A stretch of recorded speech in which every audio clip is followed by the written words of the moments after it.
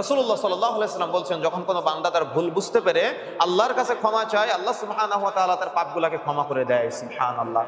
তাহলে যদি ভুল আমরা করেও ফেলি, তাহলে দয়াময় আল্লাহ কি অফার দিয়েছেন আমাদের, যে আমরা যদি তওবা করি তাহলে কি হবে, পাপ থেকে মুক্ত হওয়া যাবে। আমরা যদি ভুল করে ফেলেছি অনেক সময়, তখন যদি আমরা আজকে তওবা করি, রাসূলুল্লাহ সাল্লাল্লাহু আলাইহি ওয়াসাল্লাম বলছেন, পিছনে আমরা যত পাপ করেছি এই পাপগুলো সব আবার নেকিতে পরিবর্তিত হয়ে যাবে। সুবহানাল্লাহি ওয়া বিহামদিহি। রাসূলুল্লাহ সাল্লাল্লাহু আলাইহি ওয়াসাল্লাম বলছেন, যদি কোনো বান্দা সকালে পাপ করে রাতে ক্ষমা চায়, রাতে পাপ করে সকালে ক্ষমা চায়, আল্লাহ তার পাপগুলোকে ক্ষমা করে দেয়।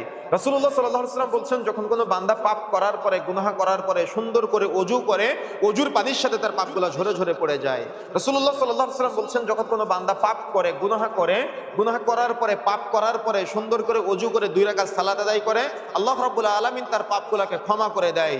যদি কোনো বান্দা পাপ করার পরে, গুনাহ করার পরে তাহাজ্জুদের সময় জাগ্রত হয়ে 2 হাত তুলে আল্লাহর কাছে একাকী দোয়া করে, আল্লাহ রাব্বুল আলামিন তার এই হাতটাকে খালি হাতে ফেরত দিতে লজ্জা পায়। রাসূলুল্লাহ সাল্লাল্লাহু আলাইহি ওয়াসাল্লাম বলছেন, যখন কোনো বান্দা পাপ করার পরে, গুনাহ করার পরে সুন্দর করে খালেস অন্তরে তওবা করে, আল্লাহ রাব্বুল আলামিন তার পাপগুলো ক্ষমা করে দিবে তো দিবে, তার পাপগুলো সব আবার নেকিতে পরিবর্তন করে দিবে। সুবহানাল্লাহি ওয়া বিহামদিহি। আল্লাহ রাব্বুল আলামিন আমাকে আপনাকে এত এত এত অফার দেওয়ার পরেও পাপ থেকে মুক্ত হওয়ার জন্য, গুনাহ থেকে মুক্ত হওয়ার জন্য আমাদের কি কোনো ব্যক্তির কবরের কাছে চাওয়া লাগে?